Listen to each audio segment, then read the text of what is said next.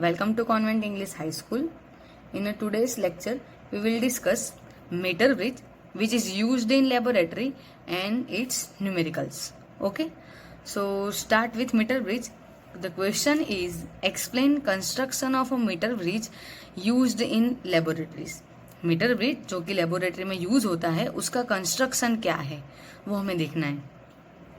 Answer is the structure of a metre bridge is shown in the figure number 1. यानी कि ये जो आपको फिगर दिख रही उसमें आपको मीटर ब्रिज दिख रहा होगा. ठीक है, अब यहाँ पे between the 2 and A and C of a wire battery switch and sometimes rheostat is connected for regulating the current. तो अब आपको यहाँ पर A और यहाँ पर सी, तो ए और सी के बीच में आपको क्या क्या देखने मिल रहा है, तो क्या क्या वायर है. ठीक है, between the A and C of a wire battery switch. तो आपको यहाँ पे ये वायर कनेक्शन दिख रहा है, बैटरी दिख रही है, ये रही बैटरी, ये है की. ठीक है, तो बैटरी है, की वही स्विच होता है. ठीक है, बैटरी है, स्विच है, और उसके अलावा समटाइम्स रिहोस्टेट, और कभी कभी हम उनसे रिहोस्टेट भी कनेक्ट करते हैं ए और सी के बीच में. ठीक है, और रिहोस्टेट क्या होता है, तो रेगुलेटिंग द करंट को रेगुलेट करने के लिए हमें रिहोस्टेट कनेक्ट करना होता है. Galvanometer is connected between 2 terminals at a middle of a metal plate. अब यहाँ पे आपको ए और सी है, ये ए और सी के मिडल में आपको यहाँ पे ये जी दिख रहा है. ठीक है, ये जी क्या है, गैल्वेनोमीटर. जैसे कि राउंड और उसके अंदर ए होता है तो हम क्या कंसिडर करते हैं, ए मीटर. वी हो तो वोल्ट मीटर. उसी तरह से यहाँ पे आपको राउंड करके जी दिख रहा है, वो है galvanometer. Okay, second end of galvanometer connected with jockey की. क्या है ये, जॉकी की. This can be moved on wire of a metre bridge by keeping in contact with the wire. अब देखो ये जो मेटल की प्लेट है, ठीक है, ये मेटल की प्लेट के बीच में हमने गैल्वेनोमीटर कनेक्ट किया है, और गैल्वेनोमीटर का चलो ये कनेक्शन गैल्वेनोमीटर का है, लेकिन दूसरा जो कनेक्शन है जो कि यहाँ पे दिख रहा है, ठीक है, इतना सा, ये क्या, इससे क्या कनेक्टेड होता है, जॉकी की. और जॉकी की कैसी होती है, मूवेबल होती है. वो यहाँ पे ये जो आपको मीटर स्केल दिख रहा है वहां पे ऐसे ऐसे मूव करने के लिए क्या होता है, जैसे आपको मेरी पेन मूव होती दिख रही है, बस उसी तरह से यहाँ पे ये जो एंड है वो जॉकी की का एंड वो कनेक्टेड होता है गैल्वेनोमीटर से. तो गैल्वेनोमीटर का जो सेकंड एंड है वो यहाँ पे जॉकी की पे कनेक्टेड होगा, और जॉकी की हम ऐसे मीटर स्केल के ऊपर क्या करेंगे, मूव करेंगे, जिससे कि गैल्वेनोमीटर में क्या होगा, डिफ्लेक्शन दिखाई देगा. और हमें तब तक मूव करते रहना होता है जब तक गैल्वेनोमीटर में 0 ना आ जाए. ठीक है, चलो तो वो तो अभी आगे हम देखेंगे. अभी इतना देखना है कि second end of a galvanometer connected with jockey की. This can be moved on wire of a metre bridge by keeping in contact with the wire. Jockey की है गैल्वेनोमीटर के सेकेंड एंड पे जो कि कनेक्टेड रहता है, और उससे हम मूवेबल कर सकते हैं ये मेटल स्केल के ऊपर. ठीक है, in one gap of a metre bridge unknown resistor R and second gap of a metre bridge known resistance S is connected. तो ये आपको एकदम क्लियरली यहाँ पे दिख रहा है. देखो ये मीटर ब्रिज में फर्स्ट गैप है और ये सेकेंड गैप है. तो फर्स्ट गैप पे अननोन रेजिस्टेंस कनेक्ट किया जाता है और सेकेंड पे नॉन रेजिस्टर कनेक्ट किया जाता है. तो बच्चे इसके अंदर कंफ्यूज हो जाते हैं कि कैसे याद रखे, पहले नॉन है फिर अननोन है. तो हम कोई भी पर्सन को मिलते हैं तो पहले वो पर्सन हमारे लिए कैसा होता है, अननोन होता है. फिर जैसे हम उससे बातें करते हैं, उसके कांटेक्ट में आते हैं, तो फिर वो हमारे लिए कैसा होता है, नॉन होता है. तो बस उसी तरह से पहले कैसे होते हैं, अननोन, फिर बाद में कैसे हो जाते हैं, नॉन. तो आपको उसी तरह से याद रखना है कि मीटर ब्रिज का जो फर्स्ट गैप है वो अननोन रजिस्टर के लिए है, और जो सेकेंड है वो नॉन रजिस्टर के लिए है. ठीक है, when jockey key is on position D, galvanometer shows 0 deflection. अब यहाँ पे आपको जो D दिखा रहा है वो D क्या दिख रहा है, क्या इंडिकेट कर रहा है कि D जब गैल्वेनोमीटर का जो सेकेंड एंड है जो कि जॉकी की से कनेक्टेड है वो डी पे आके स्टॉप करना है. क्यों, क्योंकि यहाँ से हम मूव कर रहे हैं जॉकी की को, यहाँ पे डी पे आके रुक जाते हैं. क्यों, क्योंकि तब गैल्वेनोमीटर पे वो क्या इंडिकेट कर रहा है, 0 इंडिकेट कर रहा है, 0 डिफ्लेक्शन दिखा रहा है. आपको दिख रहा है ये 0 डिफ्लेक्शन. व्हेन जॉकी की is on a position D, galvanometer shows the 0 deflection. तो डी पे आएंगे, ऐसे पहले यहाँ से स्टार्ट करना है, ऐसे ऐसे ऐसे ऐसे आए और यहाँ पे डी पे स्टॉप. तो क्यों स्टॉप, क्योंकि डी पे आते ही गैल्वेनोमीटर 0 पे आ जाता है. ठीक है, अब उसके बाद अगर चलो 0 पे आ गया तो हम उसे मेजरमेंट कैसे लिखेंगे, the length of the AC ए से लेके सी, ये जो पूरा इतना मीटर स्केल है वो कितने का होता है, 100 सेंटीमीटर फिक्स है। ए से लेके सी की वैल्यू कितनी होती है, 100 सेंटीमीटर। तो अब ये जो ए से हमने यहाँ पे जो डी लिया है जो कि 0 डिफ्लेक्शन दिखा रहा है, तो ए से लेके डी का डिस्टेंस हम ले लेंगे L1। तो अक्खा पूरा ए सी कितना है, 100, और ये कितना है, L1। तो फिर ये जो बचा सी डी है वो कितना होगा, तो पूरा पूरा 100 है, ये इतना L1 है, तो ये बाकी का रहेगा वो 100 माइनस L1। तो आप लिख सकते हो A C is equal to 100, A D is equal to L1। तो ये C D is equal to आपको मिलेगा 100 माइनस L1 सेंटीमीटर। ओके, चलो। From the principle of Wheatstone bridge for balancing of a Wheatstone bridge, हमने कुछ देखा था Winston bridge करके, ठीक है। उसमें हमने फॉर्मूला देखा था R1 upon R3 is equal to R2 upon R4, ठीक है। R1 R3 एक साइड थे, R2 R4 दूसरी साइड थे। बस उसी तरह से हमें यहाँ पे उसको विस्टन ब्रिज का बैलेंस कंडीशन को याद रख के हम यहाँ पे देखेंगे ए से लेके बी, और दूसरी साइड हो जाएगा बी से लेके सी, ए से लेके बी ऐसे, और बी से लेके सी ऐसे। तो A by A B upon B C is equal to, अब ए बी के बीच में क्या आ रहा है, तो कि ए बी के साइड में क्या है, ये डी है, तो हम लिख देंगे डी ए। और बी सी की साइड में क्या है, तो के सी डी, तो हम लिखेंगे यहाँ पे सी डी।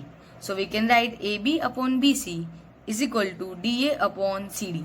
ए बी तो उसमें आ जाएगा ए डी, बी सी तो उसमें आ जाएगा सी डी, ठीक है। चलो, तो A B upon B C is equal to हम लिख सकते हैं D A upon C D. D A की जगह पे ए डी भी लिख सकते हो, तो आपको पता ही है, ए डी लिखे डी ए लिखे एक ही बात है, डी सी लिखे सी डी लिखे एक ही बात है। ओके, चलो अब क्या करेंगे, हम इन लोगों की वैल्यू पुट करेंगे। तो इनकी वैल्यू पुट करेंगे तो हमें क्या मिलेगा, ए बी।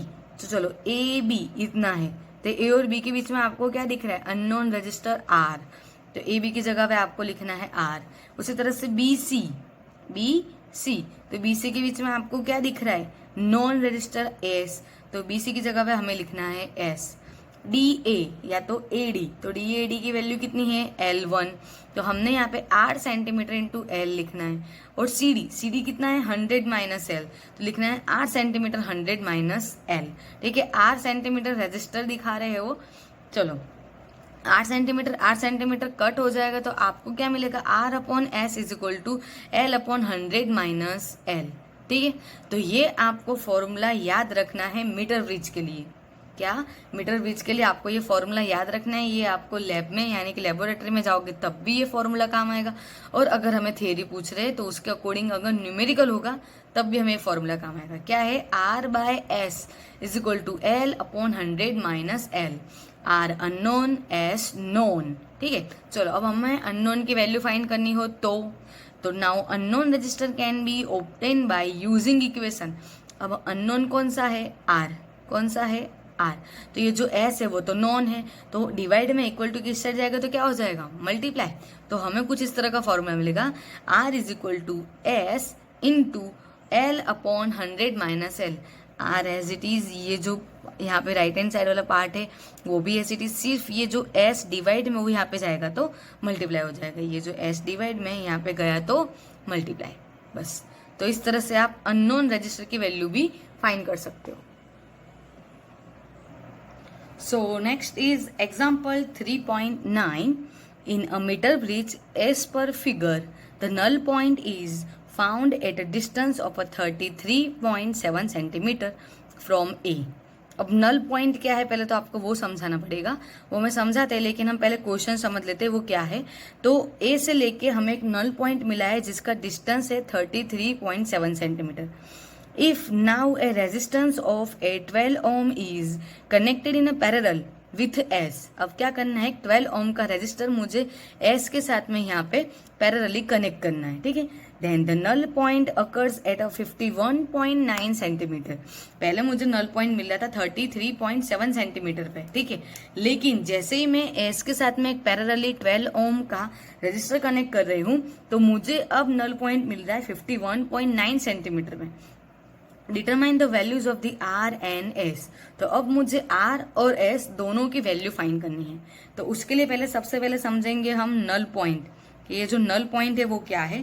तो मैंने अभी आपको आगे समझाया था यहाँ पे, ये जो क्या है, मीटर ब्रिज की सर्किट है, ठीक है। मीटर ब्रिज की सर्किट है, इसमें यहाँ पे बीच में जो ये मेटल की प्लेट है इसके बीच में एक कनेक्शन है जो कि गैलोनोमीटर से कनेक्टेड है, और गैलोनोमीटर का दूसरा एंड है वो जॉकी की से कनेक्टेड है। ठीक है, ये जो गैलोनोमीटर का दूसरा एंड है, समझो कि ये हमारी जॉकी की है, वो भी ऐसे ही मूवेबल होती है, तो ये जॉकी की से कनेक्टेड है गैलोनोमीटर का दूसरा एंड।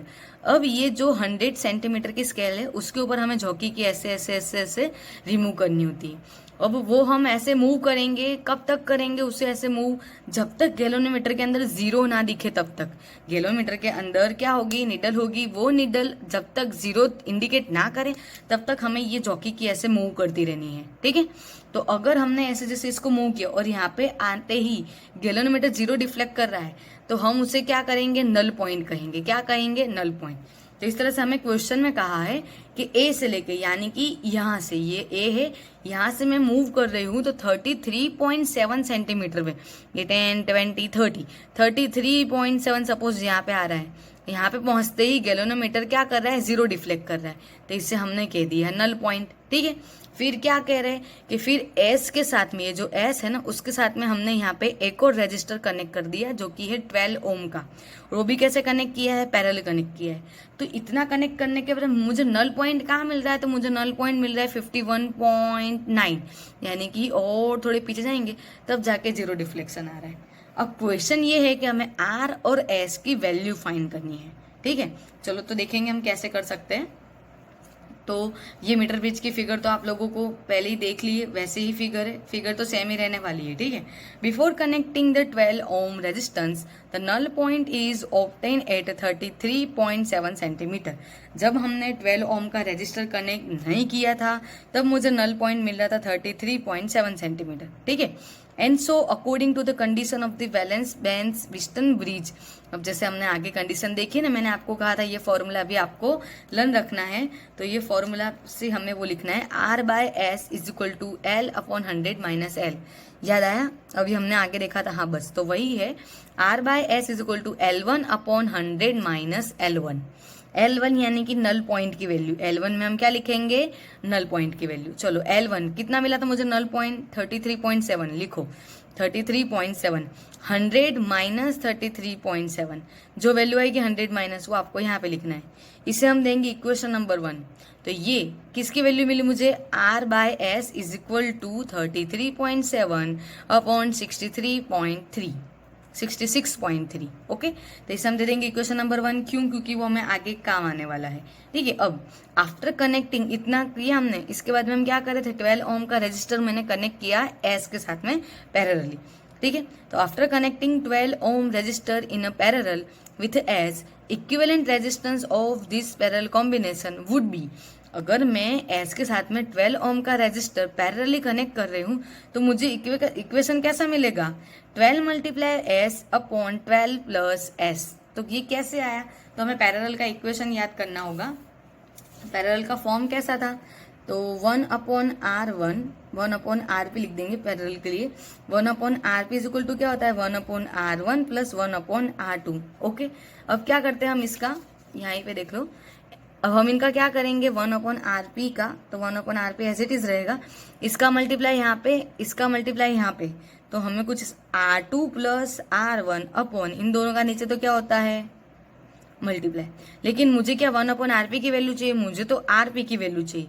इट मीन्स मैंने RP को इन्वर्ट किया, तो फिर ये वैल्यू भी कैसी हो जाएगी, इन्वर्ट। तो RP = मुझे क्या मिलेगा, R1 × R2 upon R2 + R1, यानी कि ऊपर दोनों का मुझे क्या करना होगा, मल्टीप्लाई, और नीचे दोनों का क्या करना होगा, मुझे प्लस। तो यहाँ पे R1 R2 है, पर ये जो हमने क्वेश्चन लिया है उसमें S है और 12 ओम का रेजिस्टेंस है, तो ऊपर S और 12 ओम के रेजिस्टेंस का मल्टीप्लाई करना है और नीचे दोनों का प्लस करना है। ओके, ख्याल आ गया। तो इतना याद रखना है, एक ये फॉर्मूला आपको याद कर लेना है पैरेलल के लिए। ये तो आप लोगों को याद है ही है, ठीक है, लेकिन इसके साथ में एक ये भी याद कर लेना है, तो आपको ये जल्दी समझ में आएगा। दोनों का ऊपर मल्टीप्लाई और नीचे दोनों का प्लस, तो मुझे S इक्विवेलेंट कुछ इतना मिल गया। तो अब हम जो फॉर्मूला हमने इसके लिए यूज किया था, अब हम उसी तरह से इसका भी यूज कर सकते हैं, तो हमें S इक्विवेलेंट मिल गया। ठीक है, now in this case null point is obtain at 51.9 and so for balancing of Wheatstone bridge, जब मुझे S इक्विवेलेंट यानी कि जब मैंने दोनों को पैरेलली कनेक्ट किया तब मुझे नल पॉइंट कहाँ मिल रहा है 51.9 सेंटीमीटर में। तो वापस से हम व्हिटन ब्रिज की बैलेंसिंग कंडीशन को यूज करेंगे। तो फॉर्मूला क्या था, R/S is equal to L/100 minus L। Main formula की बात कर रही हूँ। तो अपन यहाँ पे क्या लिख सकते हैं, R/S इक्विवेलेंट। क्या लिख सकते हैं, R/S इक्विवेलेंट। S इक्विवेलेंट क्यों, क्योंकि S और 12 ओम के रेजिस्टेंस को हमने पैरेलली कनेक्ट किया है, ठीक है। और L1 हमने आगे ले लिया, तो अभी हम यहाँ पे क्या लिखेंगे, L1 डैश, ठीक है। तो R/S equivalent is equal to L1 dash upon 100 minus L1 dash, ठीक है। चलो अब दोनों की वैल्यू रखो। L1 यानी क्या कहा था मैंने, L यानी क्या, नल पॉइंट, ओके। तो L1 डैश नल पॉइंट कितना मिल रहा है मुझे, 51.9। यहाँ पे हो जाएगा 100 माइनस 51.9, ये है ना। तो इस पे से ये हुआ। चलो 51.9 as it is, R as it is, S equivalent as it is. अब यहाँ पे 51.9 भी एज इट इज, 100 माइनस 51.9 करेंगे तो हमें मिलेगा 48.1, ठीक है। अब ध्यान देना, मैंने यहाँ पे आपको रेड सर्कल करके दिया है S इक्विवेलेंट का फॉर्मूला मुझे मिला। अभी क्या मिला था S इक्विवेलेंट का फॉर्मूला, S इक्विवेलेंट का फॉर्मूला क्या था, तो नीचे दोनों का क्या था, मल्टीप्लाई, और फिर बाद में, तो पहले दोनों का मल्टीप्लाई और फिर दोनों का प्लस था, ठीक है। तो यहाँ पे हम S इक्विवेलेंट में क्या करेंगे, यहाँ पे पहले मल्टीप्लाई करेंगे और उसके नीचे भी क्या होगा, प्लस होगा। लेकिन डिनोमीटर का डिनोमीटर कहाँ चला जाता है, न्यूमीटर में। इसलिए ये जो 12 प्लस S है वो कहाँ चला गया, न्यूमीटर में। समझो वापिस से इसे, यहाँ पे R as it is, S equivalent की जगह पे क्या हो रहा है, 12 multiply by S upon 12 plus S। पर ये डिनोमीटर के डिनोमीटर में होता प्लस वाला, इसलिए वो चला गया ऊपर न्यूमीटर में, ठीक है। तो मुझे कुछ इस तरह से मिलेगा, R into 12 plus S, 12 upon 12 multiply by S। और ये जो टर्म्स है ये एज इट इज यहीं आ जाएगी, ठीक है।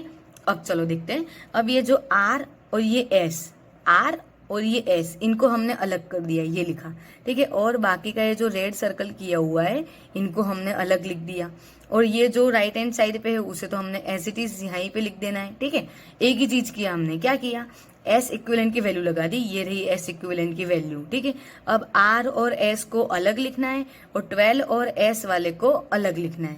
तो देखो 12 plus S upon 12 multiply R by S, और राइट हैंड साइड की वैल्यू एज इट इज। इसके पीछे का रीजन है, क्यों, क्योंकि मेरे पास में R बाय S की वैल्यू है इक्वेशन नंबर 1, ठीक है कि नहीं, हाँ। तो अब ये एज इट इज लिख देंगे। R बाय S की वैल्यू हमें आगे इक्वेशन 1 पे से ये मिली थी, ठीक है। और ये हमने एज इट इज लिख देना है। अब क्या करना है, मुझे फाइंड करना है S और R।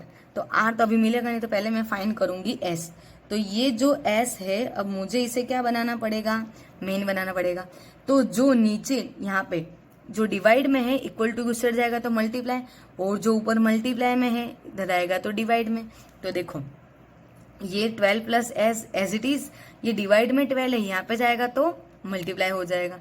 ये वाली वैल्यू एज इट इज, और 66.3 नीचे है, यहाँ पे आएगा तो ऊपर, और ये ऊपर है तो नीचे। इट मीन्स ये दो चीजें जो इक्वल टू में इस साइड में नीचे है, डिवाइड में है, उधर जाएगा तो मल्टीप्लाई में हो जाएगी, ये रही, ठीक है। और 33.7 मल्टीप्लाई में तो इधर आएगी तो डिवाइड में हो जाएगी, सिंपल। अब आपको इसका क्या करना है, मल्टीप्लाई डिवाइड करना है, आपको फाइनल कुछ इतना आंसर मिलेगा। अब 12 प्लस S है, लेकिन मुझे तो क्या चाहिए, ओनली S चाहिए। तो ये जो प्लस 12 है इधर आएगा तो माइनस करेंगे तो हमें मिलेगा 13.5 ओम। तो ये तो है S की वैल्यू, ठीक है। अब हमें और भी एक वैल्यू चाहिए, किसकी, R की।